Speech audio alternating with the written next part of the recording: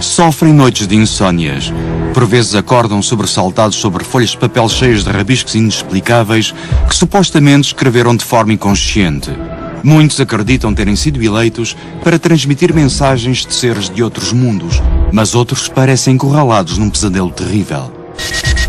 Es como si desde aquellos lejanos planetas cogieran la mano de los contactados peruanos y les hicieran escribir esos mensajes en donde les decían que iban a aparecer.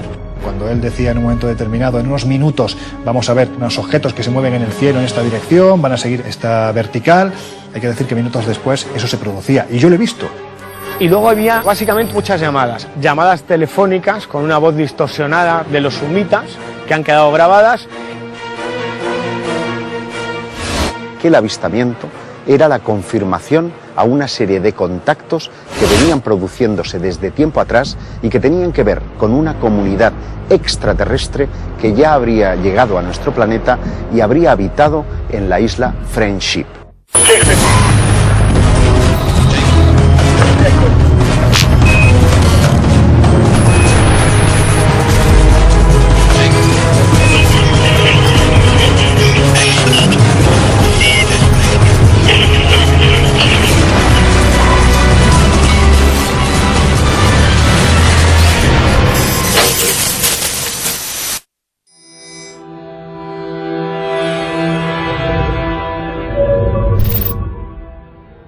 Na década de 50, os contactados falavam de seres vindos de planetas do nosso sistema solar.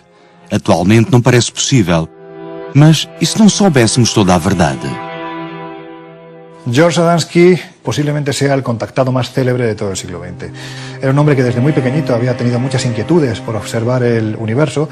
De hecho, tenía dos pequeños telescopios a los que había acoplado dos máquinas fotográficas.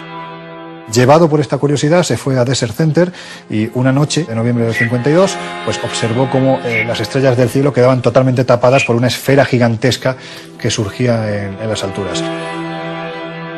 A partir de ese primer encuentro, él desarrolla una misteriosa capacidad, y es la de escuchar la voz de sus contactadores.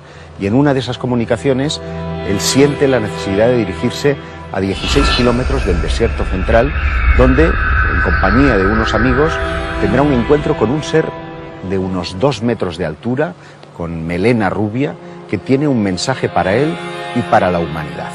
Un ser supuestamente extraterrestre al que llamó Orton, así decía llamarse, y que procedía del planeta Venus. Le dijo, bueno, pues que la escalada bélica que se estaba produciendo en aquel año de 1952, con diferentes pruebas nucleares, podía afectar al futuro de la Tierra y que su misión no era ni más ni menos que dar a conocer este mensaje. Cuidado con las guerras, cuidado con las armas nucleares, porque pueden destruir no solo vuestro mundo, sino afectar al mundo del que provenimos. De modo que es un mensaje verdaderamente inquietante, pero que hay que entender dentro del contexto de Guerra Fría que se estaba viviendo en aquel entonces.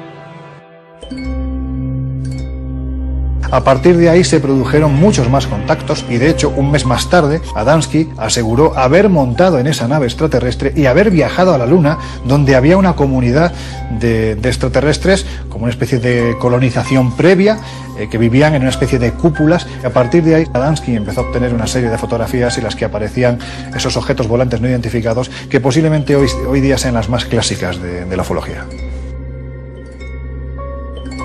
Es igualmente significativo el incidente protagonizado por Daniel Fry, un ingeniero en propulsión de misiles y aeronaves que trabajaba en White Sands, en los Estados Unidos. El día 4 de julio de 1950 salía para ver los fuegos artificiales del Día de la Independencia cuando le llamó la atención una luz en el firmamento, una luz que en pocos instantes aterrizaría muy cerca de donde él se encontraba. Quedó verdaderamente fascinado. Aquel objeto no emitía ningún tipo de ruido y no habían turbinas que pudiera reconocer. Y fue ahí donde empezó a recibir una serie de mensajes telepáticos, mensajes que le decían que se metiera aún más en el desierto porque un extraterrestre que decía llamarse Alan le estaba aguardando. De hecho, en ese desierto pues encontró un objeto que había aterrizado y telepáticamente ese supuesto extraterrestre le dijo que no tocara el aparato.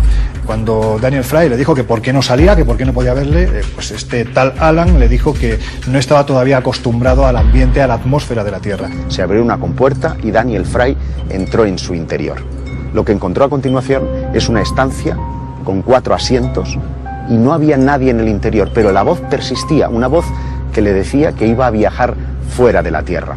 Y desde allí empezó a distinguir tanto las luces de Cincinnati y posteriormente las de Nueva York. Sería el primer hombre que determinaría que es posible viajar a bordo de objetos volantes no identificados.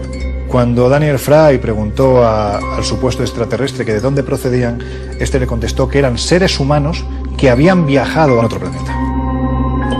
Se tornaram personagens carismáticos a tal ponto que conseguiram reunir prosélitos, fizeram proselitismo das suas experiências e, portanto, digamos, formalizaram modelos que eu diria neo-religiosos que se foram adequando à perda simultânea das grandes religiões que têm norteado, sobretudo, o comportamento e a adesão das massas no Ocidente. Não passa de uma invenção, um transtorno psicótico do presumível contacto ou alguma verdade em todos estes casos? Quando eu falo com a pessoa, na verdade, eu tomo isso como real, aceito a realidade dela, não ponho em causa, porque subjetivamente para aquela pessoa é a realidade. Depois, ao conotar com o nosso entendimento comum do que é a realidade, eu posso simplesmente dizer, para si é real, mas entenda que as outras pessoas podem ter outro ponto de vista. Mas é importante para a pessoa que me procura como psiquiatra, eu dar-lhe a entender que o levo a sério, que acredito na sua verdade. Portanto, para mí es real. Hay casos clínicos en que el individuo objeto de ese contacto tiene una cordura absoluta y, sin embargo, tiene mensajes que son coherentes, incluso anticipándose al futuro. Desde ese punto de vista, el fenómeno es indudable, incuestionable y real. Muchos de ellos aseguran hacerlo vía telepática, empleando la transmisión del pensamiento. Pero otros sistemas que se han utilizado para establecer contactos previa cita con las inteligencias que tripulan los ovnis son la escritura automática y fundamentalmente la Ouija. El contactismo se sirvió de otros métodos más cercanos al espiritismo del siglo XIX, pero que ya en los años 50 del siglo XX estaban más asociados, más ligados al contacto ufológico. El espiritismo no dejaba de ser una religión y un culto, unos mensajes que transmitían las personas que habían fallecido y que se ponían en contacto con quienes estaban vivos y tenían que dar esperanza, luz a la humanidad. Exactamente lo mismo que ocurrió a partir de mediados del siglo XX con los contactados. Hacían y decían exactamente lo mismo. Lo que ocurre es que los espiritistas estaban en contacto con los espíritus de las personas fallecidas y los contactados estaban en comunicación con seres que venían de las estrellas. Alguns especialistas alertam que por detrás das experiências aparentemente gratificantes pode esconder-se potencial risco mental e físico para o contactado. Se o próprio contacto pode ser perigo. Pode. Tenho que dizer que sim. É risco. Depende da personalidade dessa pessoa. Se essa pessoa não tem essa estrutura interna forte, bem construída, com uma capacidade crítica, pode vir a destruturar-se e tornar-se inadequado na sociedade atual. No creo para nada en la existencia de ningún tipo de peligro. Hay algunos suicidios muy conocidos de personas que mantuvieron ese tipo de contactos y comunicaciones a través de la Ouija y de otros mecanismos, e incluso casos de individuos que se han convertido en algo parecido a líderes sectarios. El equilibrio en esas personas estaba antes. Y lo que hace el contacto con lo que sea a través de esos mecanismos es lo que desequilibra ya totalmente la mente de esa persona. Em 1974, grupo de estudantes da Universidade Católica de Lima, após receberem mensagens surpreendentes, decidem viajar até ao deserto de Chilca, no deserto peruano. O seu objetivo é contactar com extraterrestres. Carlos y Sixto Paz habían mantenido una suerte de contacto psicográfico. Es decir, la mano se les movía escribiendo garabatos y posteriormente nombres coherentes y comunicaciones coherentes que les advertían previa cita de un avistamiento ovni. El caso es que cuando llegan, efectivamente, se encuentran con ese objeto no identificado. Ellos aseguraban contactar con un extraterrestre llamado Oxal, que procedía de Ganímedes, que es el tercer satélite de Júpiter, con el que incluso llegaban a compartir viaje, porque había una serie de métodos, por ejemplo los llamados Shendras, que eran una especie de ventanas a otra dimensión, a otra realidad, que ellos utilizaban en los arenales de Chilca para acceder a ese planeta habitado que era Ganímedes. Si le damos la vuelta a la palabra Rama, ¿qué dice? Amar. La misión Rama, dentro del mundo del contactismo, el fenómeno ovni, es puro, precisamente, mensaje de amor, de compañerismo. La noticia corre como la pólvora y un periodista español, Juan José Benítez, viajará hasta el Perú para conocer la aventura de estos hermanos, y a partir de ahí surge un libro llamado SOS a la Humanidad, que se distribuirá por todo el mundo y creando grupos Rama por todo el planeta. El propio Juan José Benítez es testigo de la aparición de esas naves gigantescas, naves o lo que fueran, pero lo cierto es que algo apareció en los arenales de Chilca. Los colectivos Rama de todo el mundo se reunían a hacer meditación, a lo largo de las cuales, recitando el mantra Rama es amar, solían muchas veces obtener mensajes de tipo psicográfico.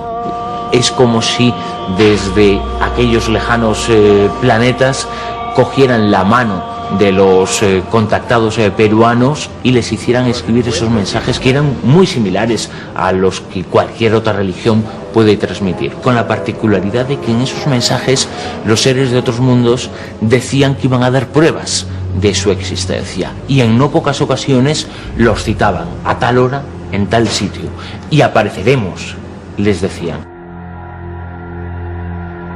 Los escépticos suelen decir a menudo que esos guías extraterrestres con los que dicen contactar estas personas no están más que en la imaginación de cada uno de ellos. Pero, ¿cómo explicamos entonces los avistamientos previa cita? Cuando uno es capaz de determinar el lugar y el momento exacto en el que van a aparecer de nuevo esos ovnis. Hay muchos contactados, de hecho en España tenemos algunos con nombres y apellidos que invitan a quien quiera a que acudan determinados días del mes a que vayan con ellos, porque en los cielos se ven, y se ven cosas muy extrañas. No sé si asociadas al fenómeno extraterrestre, pero lo que sí es cierto es que son lo suficientemente extrañas como para que no tengan explicación. Esos sucesos ocurrían y en alguna ocasión se llegaron a fotografiar esos artefactos en el desierto de Chilca y en otros lugares en Perú, en donde les habían comentado y les habían dicho esos seres a través de la escritura automática que iban a aparecer. No sabemos si estaban en contacto con extraterrestres o no, pero sí sabemos que esas experiencias, por la cantidad de testimonios que hay, esos avistamientos sí eran completamente reales. Misión Rama es posiblemente el fenómeno contactil, socialmente hablando y posiblemente misteriosamente hablando, más importante del siglo XX.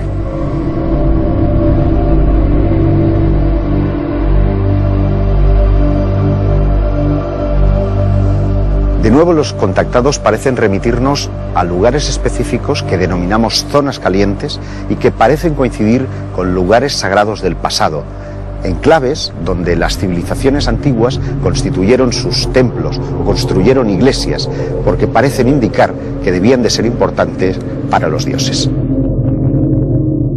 Julgo que há lugares mais propensos do que outros, dependendo dos seres que estabelecem o contacto.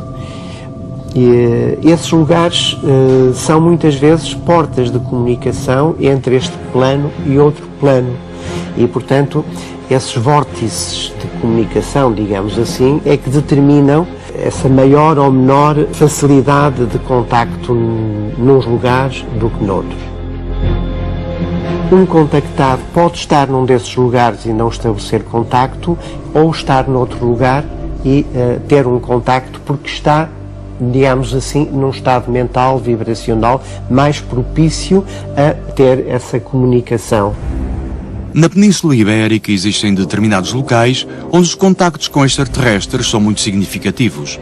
A Montanha de Montserrat, em Barcelona, é um deles. Desde há 30 anos a esta parte repete-se um acontecimento singular. El protagonista de este caso es un contactado llamado Luis José Grifol.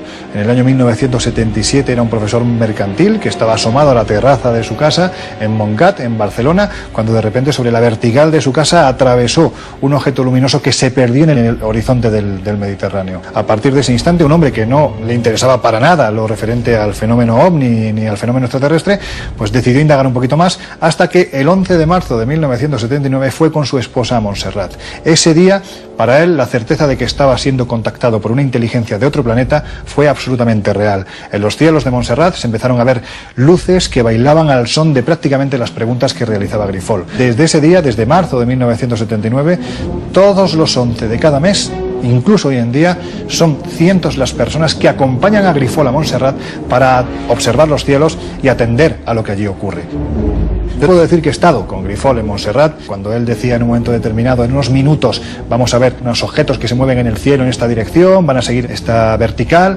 Hay que decir que minutos después eso se producía, y yo lo he visto. Que realmente esté ante un contacto extraterrestre no lo sé, pero lo que sí es cierto es que hay algo en este lugar verdaderamente extraño que de una forma u otra Grifol es capaz de controlar.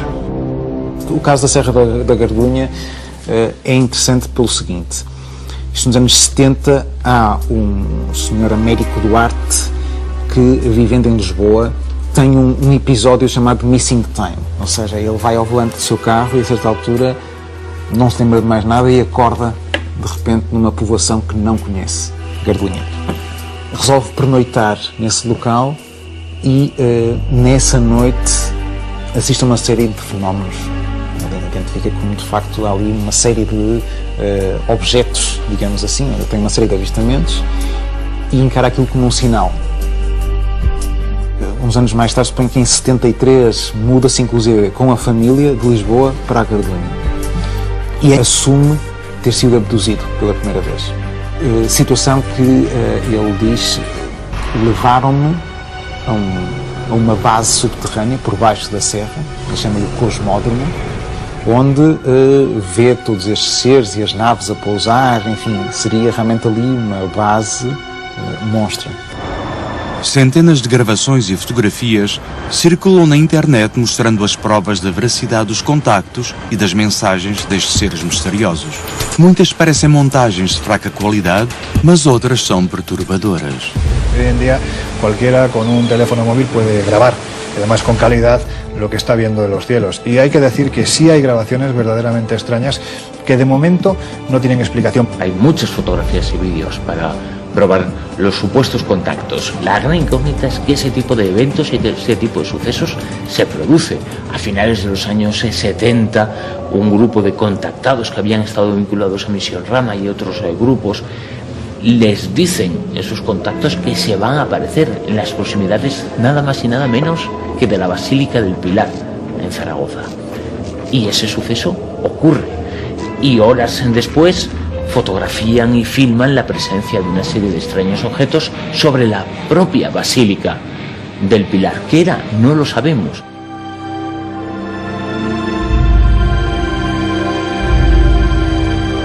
El suizo Billy Meier posiblemente haya pasado a la historia del contactismo por ser una de las personas que más volumen fotográfico, más pruebas incluso físicas procedente de estas supuestas naves extraterrestres que además vendrían de las Pléyades, del sistema de las Pléyades. De hecho, él califica a esos extraterrestres como los Pleyarén.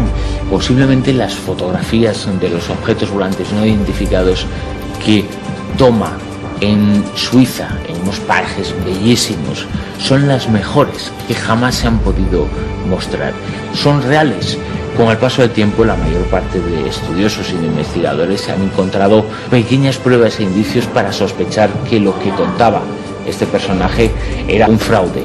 Siguen existiendo algunas dudas y personas que defienden la autenticidad del caso de Edward Meier. Lo importante es que a nivel cultural y a nivel sociológico tuvo una influencia enorme y sus imágenes son un auténtico icono. Muitos acreditam que o comportamento daqueles que afirmam ter contactado com entidades de outros mundos é idêntico ao dos antigos profetas e que o objetivo dos seus mentores ocultos seria moldar as crenças das pessoas que os rodeiam. Hoy en día se considera claramente que lleva el mismo punto del misticismo de otras épocas. Es decir, las personas llegan a la conclusión de que ellos han sido elegidos. Antiguamente eran los dioses, luego posteriormente el dios católico o el dios correspondiente, pero lo que sí hoy está claro es que estas personas viven de alguna manera su propia relación con entidades supuestamente extraterrestres como una elección de ellos hacia la persona, y por lo tanto van a ser alguien con una capacidad especial y son los elegidos que tienen que dar muchas veces un mensaje. Si los profetas del pasado equivalen a los modernos contactados, se diría que hay un plan sistemático para modelar las creencias de la población, para crear religiones y filosofías que adoren a esos dioses que hoy denominamos extraterrestres. Yo creo que no cabe duda ninguna de que el fenómeno extraterrestre y especialmente el fenómeno contacto está modelando absolutamente las creencias de los lugares donde supuestamente se manifiestan. Estamos hablando de una nueva religión, ¿no?, creada al albor precisamente de este tipo de avistamientos. Uno de los claros ejemplos es el de Eugenio Siracusa, ¿no? Él aseguraba que estos extraterrestres, Astar Serán e Itacar, pues eran una especie de figuras milenarias que habitaban en otro planeta y que de hecho habían acompañado, por ejemplo, a Jesucristo el día de la crucifixión. Es decir, estamos hablando de que se modelan las creencias y no solo eso, se mezclan y se adaptan a las religiones ya existentes. En mi opinión, el fenómeno ovni no se basa en un sistema de creencias, ya que existen numerosas pruebas a lo largo de la historia que demuestran un contacto extraterrestre o interdimensional. Seres muy evolucionados, muy inteligentes, que saben lo que están haciendo, es decir, que tendrían cierta experiencia a la hora de contactar ya con razas, con el desarrollo evolutivo que tenemos los seres humanos, y que estarían controlando un proceso con unas pautas, con unos tiempos perfectamente definidos.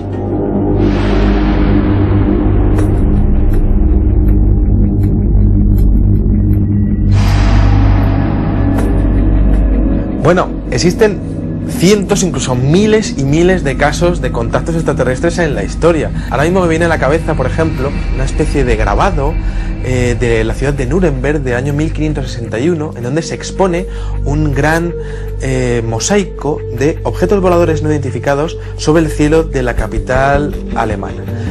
Más interesante, por ejemplo, es el hecho de poder ver cómo también hay pinturas rupestres, por ejemplo, en los Wandjina de las cuevas de Kimberley, o incluso las cuevas famosas de Tassili, en donde aparecen perfectamente definidos seres muy similares, además, a los que aparecen protagonizando las abducciones en el siglo XX y también aquí a principios del siglo XXI. Esta situação dos contactos pode de facto ter a ver com a gênese das religiões, mas também pode ser uma nova religião, pode ser vista de ambas as perspectivas. Ou seja, poderão ter havido contactos no passado que levaram as pessoas a interpretar essas entidades como deuses, não é? E portanto receberam esses ensinamentos ou perceberam que foram criados por eles e portanto dá origem às diversas religiões, que têm normalmente uma base comum, é verdade. Há um Deus criador, portanto nós somos feitos por alguém, mas também é verdade que também pode ser essa parte mais filosófica de uma nova religião, de trazer uma nova sabedoria, uma nova consciência. Diferentes objetos voladores no identificados, muy similares a los que se ven a día de hoy en los cielos de las ciudades de nuestro planeta, pues ya aparecen en el siglo XVI. Pero si nos remontamos, por ejemplo, a la antigua Sumeria, vemos continuamente dioses que están bajando, que están interaccionando con los seres humanos, y son dioses que tienen una tecnología, que pueden hacer grandes hazañas en el campo científico. No estamos hablando de algo relacionado con la espiritualidad, para nada. Esos seres son físicos y las hazañas que están mostrando toda la mitología de los sumerios son reales. Una de las constantes del mensaje de los contactados es su trasfondo mesiánico. Parece que su mensaje nada tiene que ver con fórmulas matemáticas ni con sistemas de propulsión, sino que parecen restringirse a un aspecto mucho más mundano, mucho más cercano al ser humano, el trasfondo espiritual. Realmente en nuestra cultura y en todas las culturas previas a nosotros, esas personas elegidas organizan dentro de su propio inconsciente su mensaje divino o extraterrestre, en este caso, en el cual la espiritualidad es lo único importante. Un mensaje técnico tiene un inconveniente, hay que demostrarlo, cosa que en un mensaje místico nunca existe. Por lo tanto, es más fácil para ellos dar ese mensaje y que los demás lo acepten.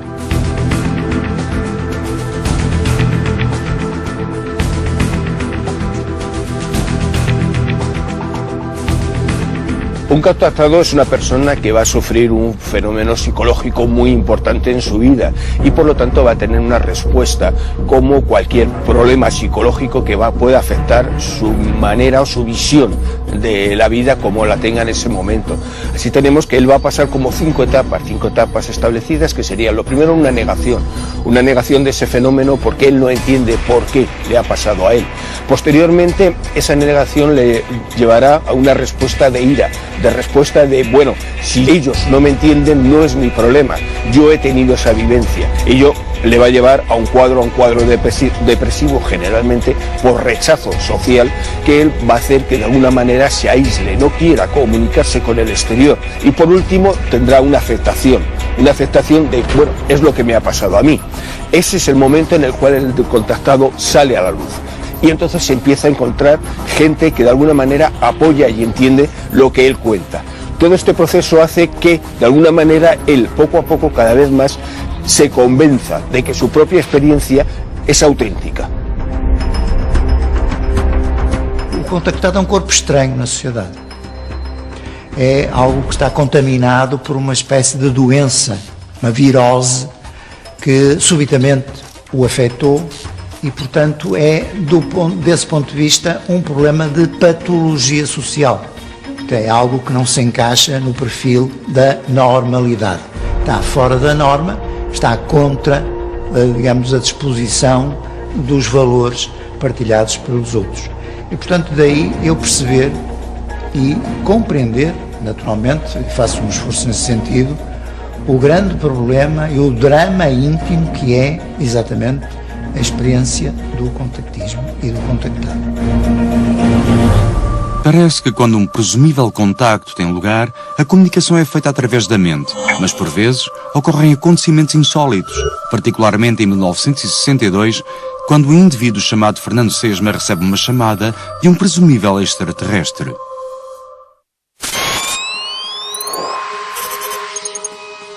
A chamada recebida por Fernando Sesma num café do centro de Madrid dá origem a um misterioso caso Humo.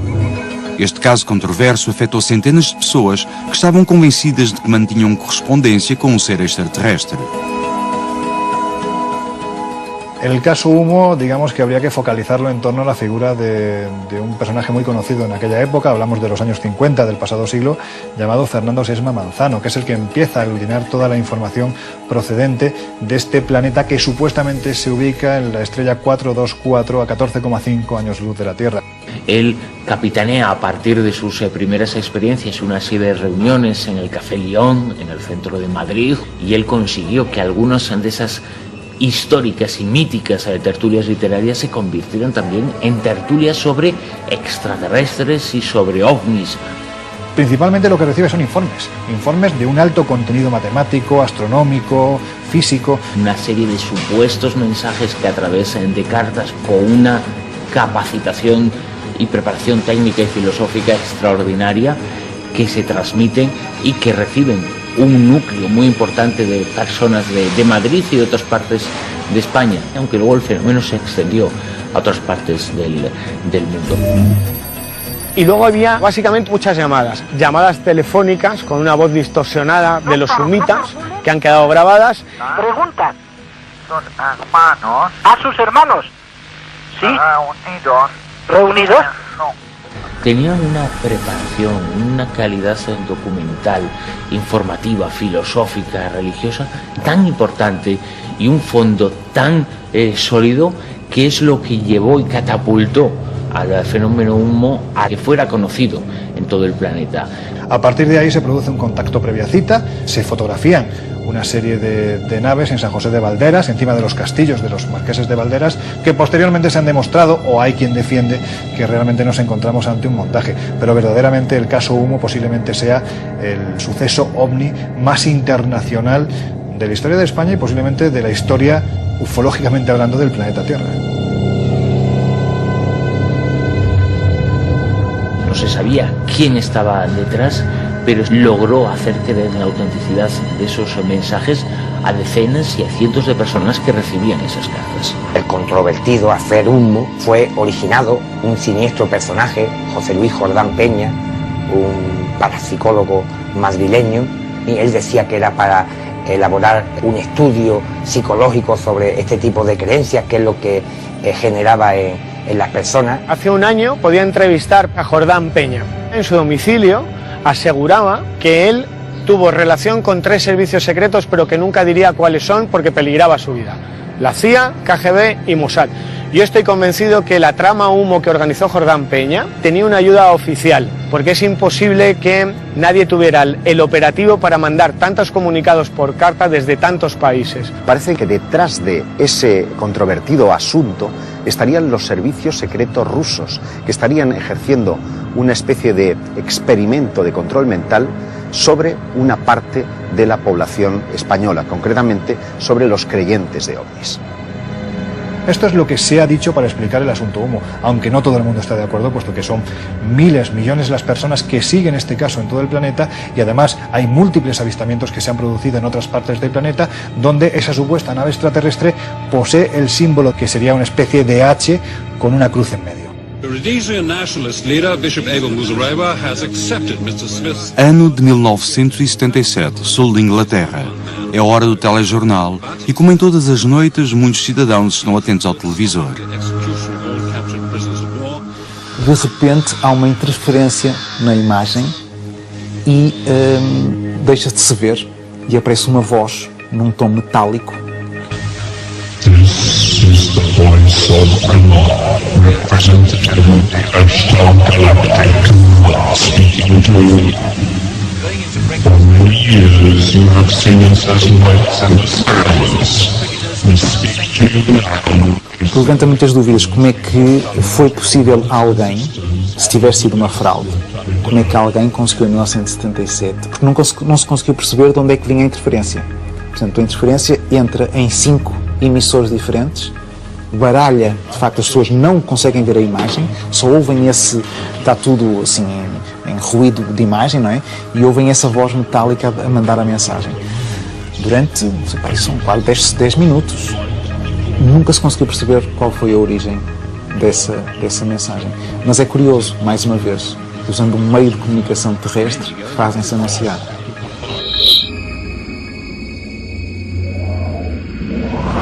A 17 de agosto de 1985, milhões de pessoas observaram os movimentos de um OVNI sobre o céu de Santiago do Chile. La televisión nacional retransmitió en directo la presencia de ese objeto. Los astrónomos del cerro chileno tuvieron oportunidad incluso de acercar sus aparatos de observación para precisar que se trataba de un platillo volante con una especie de antena que zigzagueaba en su parte trasera.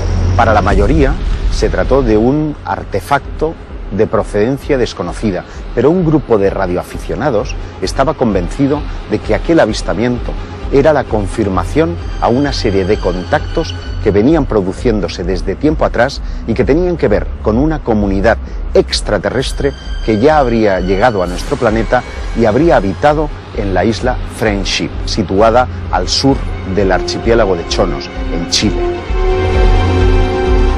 Capturaban, tipo abducción, a personas que se llevaban a la isla para trabajar con ellos y sobre todo para curarles de determinadas enfermedades. Como los antiguos apóstoles estarían buscando a personajes que le harían de emisarios de su mensaje y definitivamente perderíamos su contacto unos años más tarde.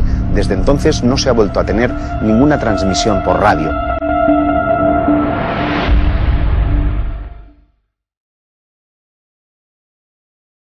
¿Los gobiernos tienen un contacto con supuestas inteligencias extraterrestres? ¿Y por qué no?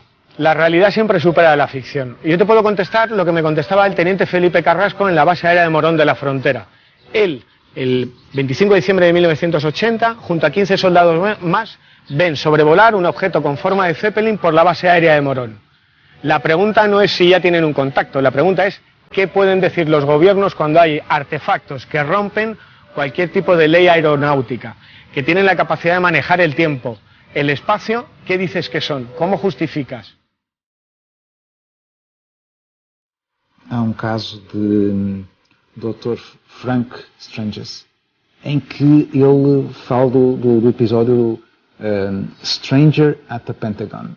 Portanto, haveria já infiltrado com conhecimento. Infiltrado não será infiltrado, será alguém, uma entidade de fora, que estaria no Pentágono. Engraçado que isto depois cruza com o Bob Dylan, não é? Que o Bob Dylan fala dessas 4 espécies, 2 delas tão semelhantes a nós, que seriam facilmente confundidas na rua e, portanto, isso levantaria questões de segurança, inclusive as altas patentes militares teriam medo que já houvesse infiltração, porque eles podiam estar nos corredores da Casa Branca sem sabermos.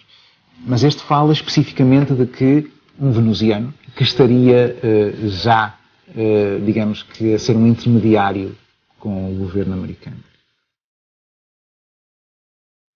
Hay 2 vertientes de la teoría de la conspiración que afectan al mundo de los contactados. De un lado, en la génesis de todo esto, en el caso Adamski, el FBI habría utilizado a este contactado para sonsacar secretos de Estado durante una gira que George Adamski hace por Europa. Pero hay otra no menos inquietante, y es el hecho de que el complot venga de manos extraterrestres. Hay quien sostiene que presidentes como Truman o Eisenhower han mantenido ya un contacto abierto con estas inteligencias a raíz del incidente Roswell en 1947 y que incluso habrían pactado el intercambio de tecnología alienígena por una serie de abducciones humanas.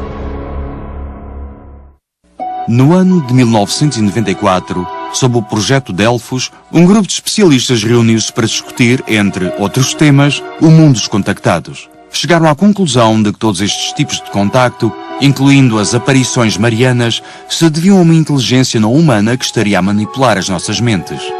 Para comprobarlo, pusimos en marcha una serie de procedimientos, experimentaciones Ouija, de psicografías, de experimentos de tipo telepático, que tuvieron un resultado verdaderamente estremecedor, porque recién empezábamos las experiencias, varios de los miembros resultaron muertos por causas, digamos, naturales, pero sin conocimiento previo, con lo cual a todos nos sobrecogió y el proyecto quedó absolutamente abandonado. La propia ciencia ya está diciendo que, cuidado señores, vamos a intentar crear unos protocolos de actuación ante la posibilidad de un contacto, porque ellos, siguiendo las tesis darwinistas, si la evolución en este sentido es la misma que ha llevado el ser humano en sus sucesivas colonizaciones, desde luego, ante una civilización inferior que puede ser la nuestra, lo que puede hacer una civilización superior como puede ser un extraterrestre, posiblemente no sea bueno para la humanidad. Y es que una de las conclusiones a las que llegamos los firmantes del manifiesto de Delfos es que podía resultar sumamente peligroso jugar con todas las cosas del oculto, porque la energía que puede devenir de cualquier contacto de esta naturaleza tiene un claro efecto subyugador sobre la psicología humana y, por otro lado, puede llegar a fascinarnos tanto y puede destruir nuestra propia personalidad. Desde os anos 70 que os responsáveis do SETI, um projeto da NASA para a busca de inteligência extraterrestre, percorrem o universo com os seus radiotelescópios. A informação oficial é que até à data não foi detectado qualquer tipo de comunicação inteligente. Evidentemente, si los investigadores del SETI hubiesen recibido algún tipo de señal por parte de un pueblo inteligente que estuviese intentando contactar con la Tierra, lo normal sería pasar numerosos filtros de seguridad. Yo pienso que no se llegaría a desclasificar ningún tipo de información relacionada con una comunicación así, ya que cambiaría totalmente tanto el paradigma científico como la economía y la sociedad de los seres humanos. Estaríamos hablando de un caos tanto económico como moral y religioso. Hace muy poquito tiempo, Szostak es uno de los astrónomos ligados al proyecto SETI, pues hablando precisamente de la posibilidad del contacto, aseguró que en cuestión de 25 años ese contacto será real, absolutamente real, porque si hasta ahora se han mapeado unos cuantos miles de sistemas estelares, para dentro de 25 años, de un cuarto de siglo, estaremos hablando de más de 1 millón. Espacio suficiente para que ese contacto sea ya real al 100%.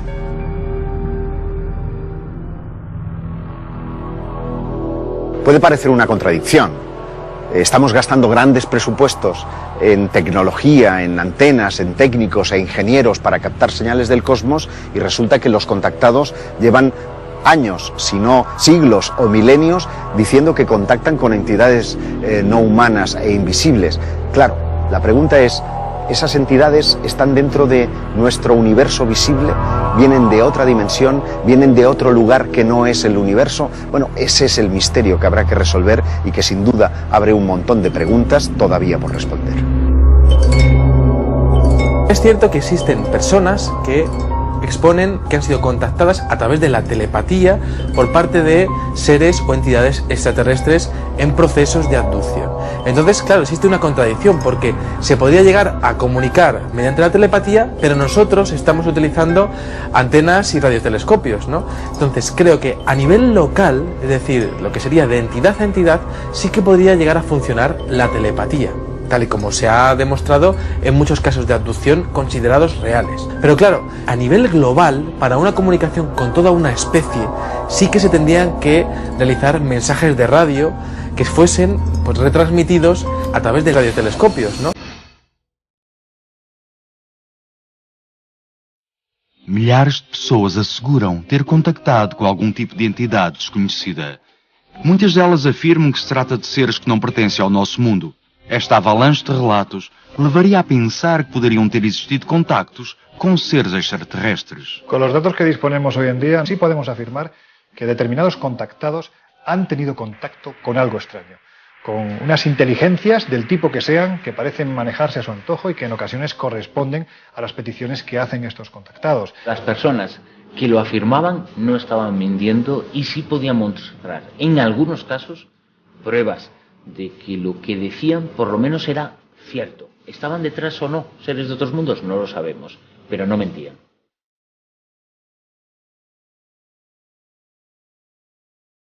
Podemos sentir la tentación de pensar que si yo fuera un extraterrestre buscaría un interlocutor importante, como puede ser un político o un científico eminente, para intercambiar información. Pero sin embargo, los protagonistas de los incidentes de contacto son más bien personas sencillas, personas normales. Para nós, com as nossas considerações, são pessoas simples, são pessoas sem grande cultura, mas devem ter alguma característica que nos escapa a nós, mas que são consideradas como muito importantes por essas entidades que os escolhem. Portanto, são escolhidas por outras características que nós próprios não sabemos qual é o valor que está por trás e que não é o mesmo critério que nós aplicamos hoje na nossa sociedade atual. Tal vez la respuesta resida en la evolución del propio contactado, porque se vuelven en personas notables después de esos acontecimientos, personas que en su entorno son capaces de influir de una forma importante. A lo mejor el plan es crear esa quinta columna, crear un ejército de personas con una conciencia distinta que prepare la llegada de los dioses de la antigüedad.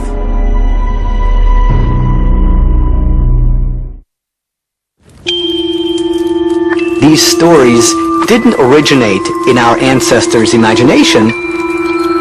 Are they in reality something physical of extraterrestrial origin?